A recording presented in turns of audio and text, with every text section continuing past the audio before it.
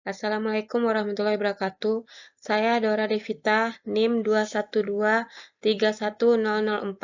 akan mempresentasikan materi sukuk atau obligasi syariah dengan jurnal berjudul Obligasi Syariah di Indonesia, Tinjauan Terhadap Jenis dan Penerapan Akad serta Perlindungan Hukum bagi Investor. Teori. Pasar modal dalam suatu negara memiliki peranan penting. Bahkan, hampir semua negara di dunia memiliki pasar modal. Salah satu adanya pasar modal yaitu bertujuan untuk menciptakan fasilitas bagi keperluan keseluruhan entitas dan industri dalam memenuhi permintaan dan penawaran modal. Kasus obligasi syariah sebagai alternatif bagi investor untuk menginvestasikan dana selain dalam instrumen saham dan juga reksadana.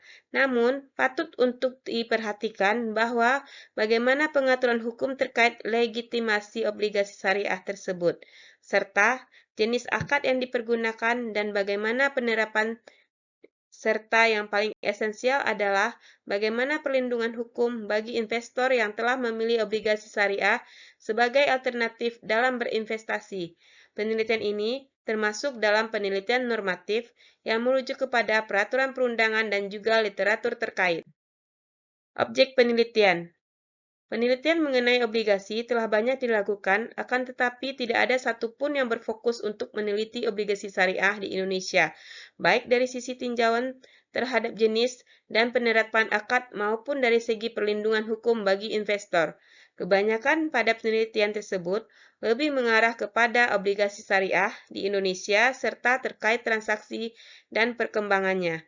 Akan tetapi, belum ada yang spesifik membahas mengenai obligasi syariah ditinjau dari jenis akan serta penerapannya dan perlindungan hukum bagi investor. Teknik analisa. Penelitian ini bersifat deskriptif dengan menggunakan pendekatan peraturan perundang-undangan statute approach, yaitu melihat aturan yang memayungi kegiatan pasar modal, khususnya obligasi syariah, beserta pendekatan konseptual atau conceptual approach, yaitu dengan cara mempelajari pandangan-pandangan dengan doktrin-doktrin di dalam ilmu hukum. Hasil penelitian.